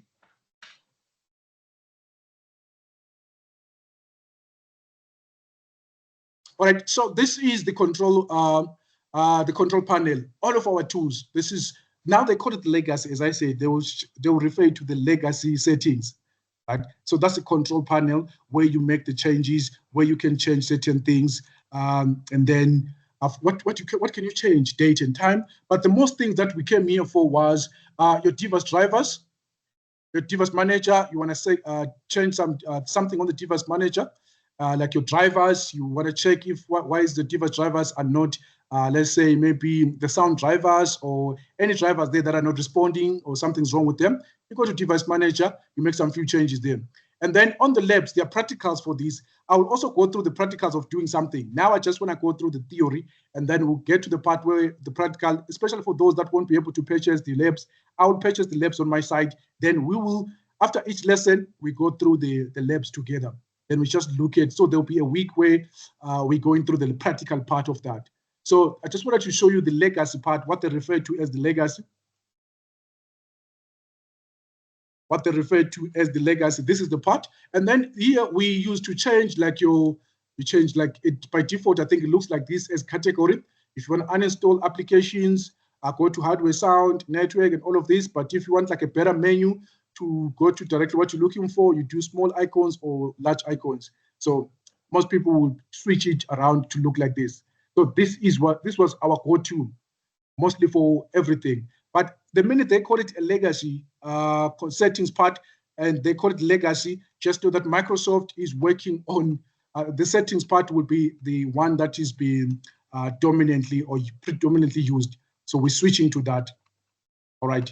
Not switch, yeah, but they have switched. And then you might, other operating system that they bring, you might not see the control panel because everything will be integrated on the settings part. All right. So this is the settings part where we say the control panel, we know where to get the control settings at the control panel. And then the settings again, if you want the settings, you go to instant to your search there, type in settings. So this is the same thing now. You can see this is my Windows 11. This is where I go to for changing many things. You can see my cloud storage. It shows me my cloud storage. I already have the, I'm using my personal account. That's why it gives me this. I'm not using my work account, but it will show you your license also here on the side. And then you can see Bluetooth devices, network interface, changing accounts. If you want to change anything to do that is to do with accounts, add a new user, remove an old user or change the permissions for the user. Yes, you go through all of this part. This is the go-to part now. But like, let's say you're looking for something and then you don't find it here. The other part you can go to is to your control panel. So this is where the settings part, same with your phone, you have a part for settings. This is where you go to on the operating system for settings part. All right. And then on this one, you need for CompTIA part, for A+, you need to know where do you find certain things. If you want to change, if you want to change user account, where do you go to? So there's this option there. You go to settings, and then they'll give you, and then you have that option of accounts. So for CompTIA A+ questions on this part, what you need to know is things like if you want to change certain things, where do you go to? So you need to familiarize yourself with these tabs here. You need to familiarize yourself with these tabs. On a Windows 10, if you want to do what, where do you go to? Right? You need to familiarize yourself. If I want to change networking, something that has to do with network, which tab do I go to here under settings? So that's what you need to familiarize yourself with for your CompTIA A+. Familiarizing yourself in terms of where do I find account settings? If I want to change account on the settings, where do I go to? So this is where we go to on the accounts just for us to make those changes. So we've looked at the control panel, and then we've looked at the settings part. This is where you make the changes for your users. If you want to add a new account, you can go to settings or control panel. If you want to change the networking, let's say on the networking side, let's say you want to add an IP address manually, you can go to networking part start. We have looked at this, the control panel. We have looked at the control panel. The BitLocker drive, we're going to cover all these small components. All these, you need to know all these for CompTIA A+. What is this for? We saw there's a percentage for security. This is part of a security feature. You need to know that. We're going to dive deep into the BitLocker. And then on the labs, we're going to implement the BitLocker. And then other things that you need to know is that are popular on the CompTIA A+ are this tab here. You need to familiarize yourself with this tab. What do you change under that tab? We said the drivers and other things there. And then what's the other one that they usually ask for? This one here. User account. And what's the other one that they usually you have to the troubleshooting tab here. What is this used for? The RDP is very popular. And then also on the RDP, you need to know how to do it manually on the labs. And then also not only on the labs, we're going to do it practical just for you to see on our virtual environment, also on the labs, just for you to see how this one runs. What's the other ones? So those are, yeah, the Windows Defender. You might see something that is to do with Windows Defender. Internet options, file history. All right, so those are the, I can't forget about this one. Administrative tools. So these are the major things that you need to know more about, especially familiarize yourself with this when you're preparing for this, for the CompTIA A+. Also create account. But again, I will show you how to create the virtual environment where we can play around with creating accounts. So you don't have to create this on your actual PC there. You can practice all these on your virtual PC that you're going to create. So these are the things that you need to familiarize yourself with. Know more about these. What do you change inside there? What are they used for? And then all of these, they have been most of them, they've been integrated to, as I said, to these platforms. They've been integrated with these platforms. You can see accounts are there. So everything has been pushed to this part. All right, let's look at this now. Account settings. We want to talk about the account settings. So in companies, we do have these different accounts that we will create, especially on account settings. We create, we put people in a domain. Okay, we get to the part of domain. So we have, what is an account first? What is an account? Because we have an account for users. We have an account for applications. Other applications, they do have an account for them to be able to access certain resources within your computer. So a user account is what control access to the computer. So a user account is what control access to the computer. That's one thing that we use. For example, now, if I create this account here, let me just do this, draw. This account, James, you can see James is an administrator. So an administrator is a local administrator. A local administrator, it means that your account is saved within this Windows computer or your personal computer. Like your account is only, you can only use this account to sign in on this PC, on your actual PC. So for example, let's say this is James, and then you are the administrator, it's a local account. Windows has a file called the SAM file, SAM file. The not 5 there, is SAM. The security access, I think, yeah, security is, I forgot what it stands for, but the SAM is the file that stores all of the account information, all the account information that you create in a Windows machine. So if you create your personal account that you created on your Windows machine, it was saved on a SAM file. It goes there. We call it a local account because you can only use it to sign in on this personal computer of yours. That account is only relevant on this PC. Right? So those are local accounts, right? And then we have these Microsoft accounts. Microsoft accounts is the one that you will create under Microsoft account, under Microsoft, and then you can also use it to sign in on your PC, right? It can also be used to sign in on other PC. But when for us to be able to sign in on other PC in a corporate environment, we use the domains. We're going to talk about that on a domain environment. And then on a domain environment, what we do is we will create an account. Let's say we create an account for GEMS. We create an account for GEMS, and then it's not a local account, it's a domain account. That domain account, GEMS can log in on, let's say, on multiple systems that are owned by our organization. So he can use his account to log into this device, right? And then go to this account that is part of a domain and then use his same account to log into that, because that's part of a domain. That the account is saved on a server somewhere. This account is saved on a server somewhere. So the logging in, when you log into this laptop, your computer communicates with the Active Directory.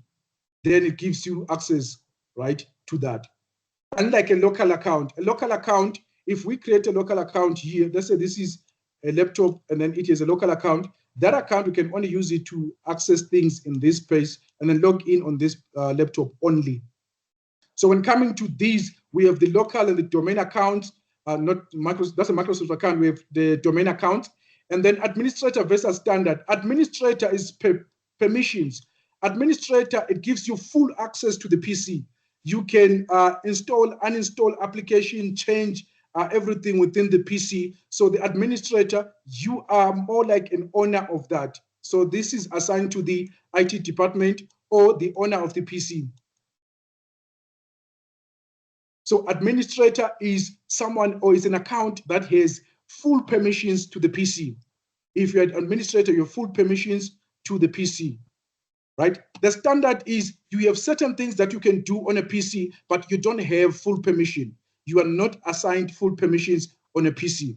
That's the difference between these accounts. All right, starting on an account, what is an account? An account is what we use to control access to a PC. We spoke about a local. A local account is an account that is created on one PC, right? On one PC, on your local PC.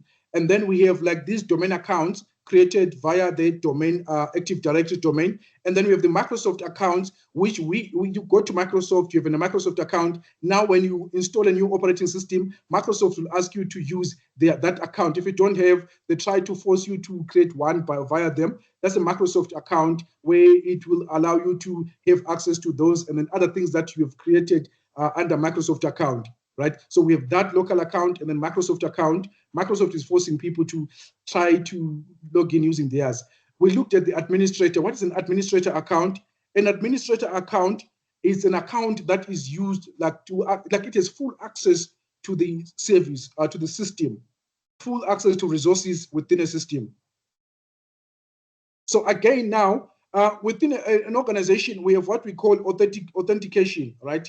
We'll talk about this more on the, let me just see if I can, where is that part first? Where is that part? Let's say draw. And then when it comes to, let's say, administrator account, for these accounts, we said an account, it controls access to the computer. So within a corporate environment, you need to authenticate people. So authentication is a process of us verifying that this person is the person they claim to be. So the reason why we are creating these accounts, we need to authenticate this. On your phone authenticates you. You type in your password or you use your facial recognition or you use a PIN. The phone verifies that are you the person that you claim to be. On a local PC, we say there's a file called the SAM file. And then when you log into your PC, you log in there on the screen, let's say GEMS, and then you put your password. Then your PC will compare, will check on the file here to see if do we have GEMS and then password GEMS123. It compares with what we have here. It verifies with what we have on the file. Do we have this person on our file? Then if it finds a match there, then it grants you access. If you got your password wrong, then it blocks you. So that is authentication. So we use the accounts for authentication purposes so that we can verify that are you the person that you claim to be. So for authentication purposes, and then number 2 for permissions. How do you spell permissions? Okay, I skipped the class for permissions. Permissions. Does it have double? So for permissions or privileges, so permissions is since now you have access to this account or to this domain. Okay, let me